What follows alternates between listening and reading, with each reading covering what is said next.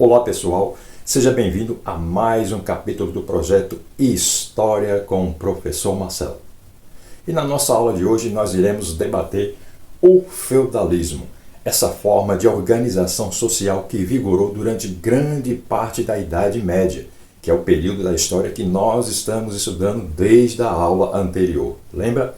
Para falarmos do feudalismo, temos que lembrar as invasões bárbaras. Lembra a nossa última aula? Quando os bárbaros penetraram as fronteiras do Império Romano do Ocidente. E quando isso ocorre, há uma fragmentação do Império Romano do Ocidente. Ele é dividido em vários reinos bárbaros vão surgir, e esses reinos, como nós vimos, vão dar origem a muitos dos atuais países. Nesse processo de invasão, as cidades foram abandonadas. Houve um processo chamado de ruralização. As pessoas começaram a abandonar as cidades e ir para o campo, para suas propriedades rurais. Quem tinha as suas propriedades, as pessoas mais ricas, beleza. Mas quem não tinha, acabou se associando a quem tinha. Surgem aí os chamados senhores feudais. Os reis vão perder o seu poder, vão perder a sua influência política, porque toda a Europa ocidental, o Império Romano do Ocidente, ele está fragmentado em vários feudos. E aqui nós temos mais ou menos como estava organizada a sociedade feudal. Temos aqui uma pirâmide que retrata mais ou menos essa forma de organização social. Era uma sociedade estamental, ou seja, era dividida em classes. E para passar de uma classe para outra era muito difícil, porque as classes eram bem divididas pela questão financeira, as pessoas eram classificadas de acordo com o seu nascimento, com suas posses. Acima havia o chamado clero, que representava a igreja. Na época aí, no caso, a igreja católica. Ela é que tinha maior influência e o maior poder econômico, porque ela era a maior dona de terras da época, né? Era a ordem dos que oram, dos que oravam, teoricamente, mas que na realidade possuíam toda a influência econômica, política e social. Abaixo havia a nobreza, senhores feudais, cavaleiros, ou seja, eram aqueles que tinham dinheiro. A ordem dos que batalham, dos que batalhavam, teoricamente, também, né? Eram aqueles que tinham sangue nobre, que tinham também posses de terra. E abaixo estava o campesinato, que eram os camponeses, artesãos, os servos e os vilões, né? A ordem dos que trabalham. Toda essa classe que está aqui embaixo, que era a maioria da população, sustentava as duas de cima. Então a sociedade estava estratificada, ou seja, era uma sociedade estamental. Bem, como nós vimos, a sociedade feudal ela era estamental, era dividida em classes. Acima de todas estava o clero. Mas o clero também possuía as suas divisões. Havia o alto clero e o baixo clero. Qual é a diferença? O alto clero, formado por bispos, arcebispos, abades e cardeais e também os papas. Geralmente vindos de famílias nobres, detinham terras, riquezas e grande poder político. Lembrando que nessa época aqui, muitos dos cargos, a grande maioria dos cargos e posições eclesiásticas da igreja eram comprados, eram negociados. E por que se negociava isso? Porque as pessoas que ascendiam a esses cargos tinham acesso a muita riqueza, tinham acesso a grande parte dos impostos que eram cobrados do campesinato, lá do povão, porque clero e nobreza não pagavam impostos. Isso vai gerar muitos problemas que a gente vai ver lá adiante. Havia também o chamado baixo clero, formado por padres pobres, vigários e monges de vida modesta.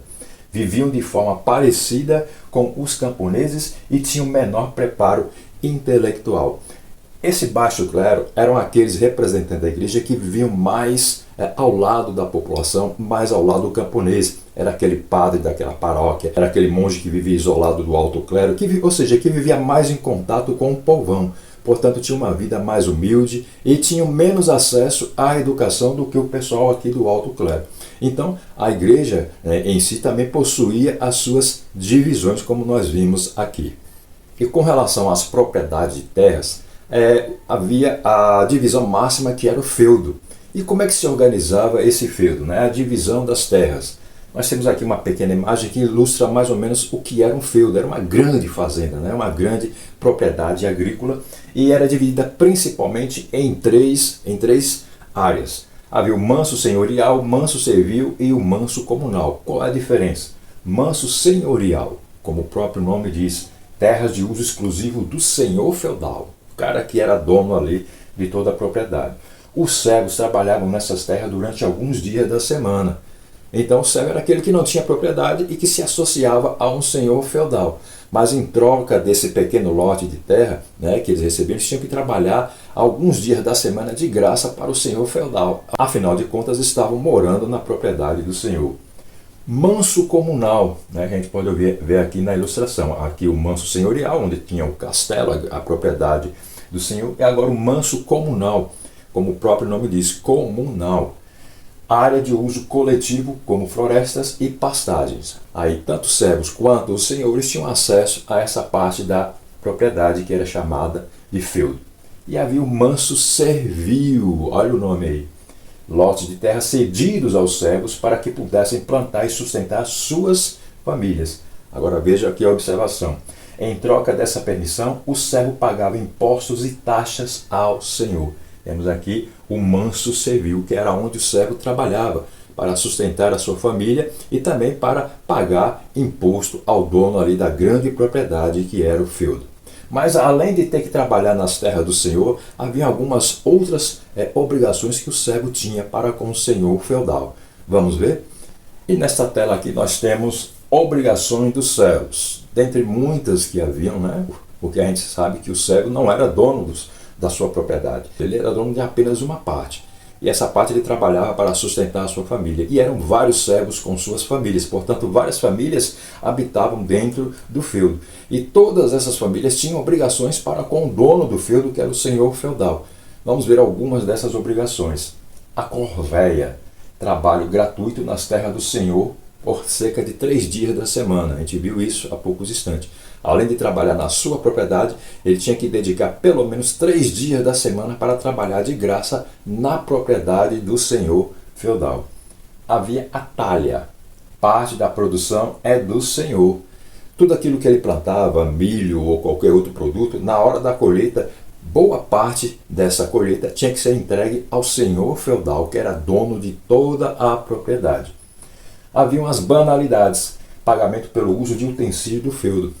Por exemplo, quem plantava trigo precisava de moinho, que era um equipamento muito caro de ser instalado. Certo? Então, quem é que era o dono desse moinho? O senhor feudal. E para moer o seu trigo, parte da produção era entregue ao senhor feudal. Se ele produzia, por exemplo, vamos supor, 10 sacos de farinha de trigo, pelo menos 3 ou 4 eram entregues ao senhor feudal pelo uso ali do equipamento, que no caso era o moinho. E assim era com outros utensílios, outras ferramentas, outros equipamentos que haviam no feudo.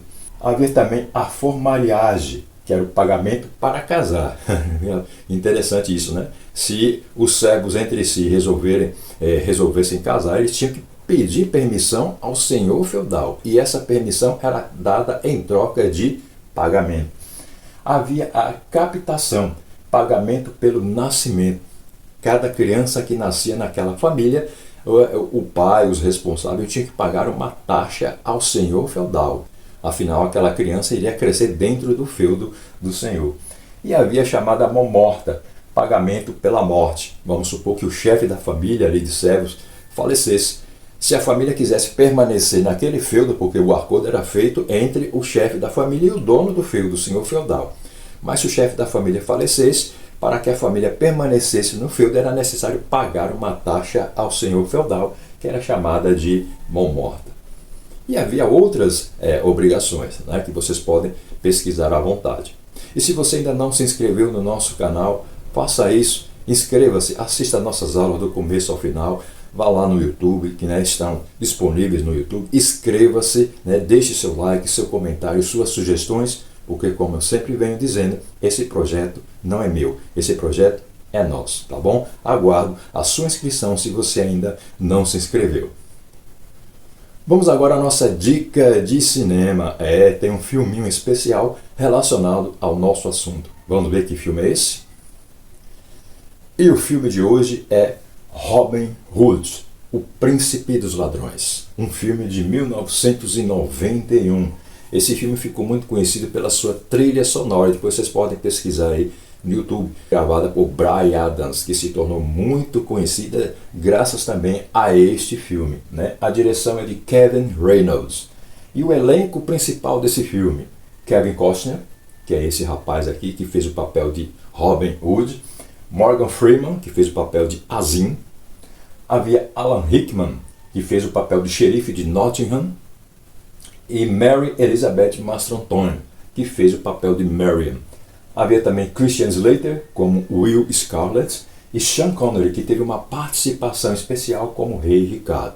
Um filme muito bom, de ação, de aventura, que retrata toda a ambientalização do feudo, da sociedade feudal, de como as pessoas se relacionavam nessa época. Assista porque vale a pena, tá bom? Vamos à nossa reflexão da aula de hoje. Uma frase do escritor Dante Alighieri. Ele é muito conhecido principalmente pela obra A Divina Comédia. Inclusive esse livro serviu de inspiração para uma das novelas de uma rede, de uma emissora de televisão muito famosa aí, né? E Dante Alighieri, ele escreveu a seguinte frase, dentre muitas que ele escreveu: quem és tu que queres julgar com vistas que só alcança um palmo, coisas que estão a 1000 milhas? Reflita nessa frase, deixe seu comentário a respeito dela e obrigado por ter nos acompanhado em mais essa aula do Projeto História com o professor Marcelo. Finalizamos aqui mais esse capítulo da nossa história, da minha, da sua, da nossa história. E se você ainda não se inscreveu, se inscreva em nosso canal, deixe seu like, seu comentário, sua sugestão, porque, como eu sempre digo, esse projeto é nosso. Máxima gratidão e que Deus nos abençoe. Até a próxima.